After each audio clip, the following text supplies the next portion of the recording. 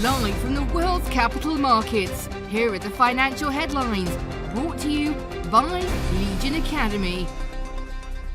Hello and welcome to Monday's Daily Financial Review. Here's what's making the headlines in the markets today.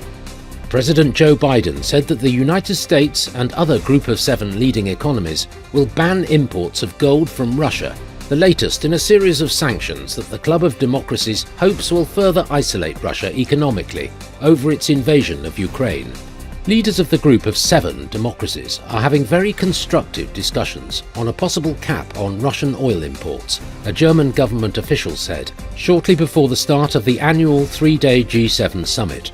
The People's Bank of China will create a yuan reserve pool with the Bank for International Settlements and 5 other regulators to provide liquidity to participating economies in periods of market volatility. The pound-dollar price remained largely unchanged in the last session.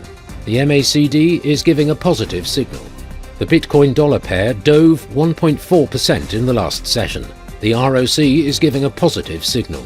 The euro-dollar pair made a minor upwards correction in the last session, rising 0.2%. The Williams indicator is giving a positive signal. The oil-dollar pair exploded 2.5% in the last session. The Ultimate Oscillator is giving a negative signal. The US durable goods orders will be released at 12:30 GMT. The US non-defense capital goods orders at 12:30 GMT. Finland's consumer confidence at 0500 hours GMT. Finland's industrial confidence will be released at 0500 hours GMT. Japan's coincident index at 0500 hours GMT.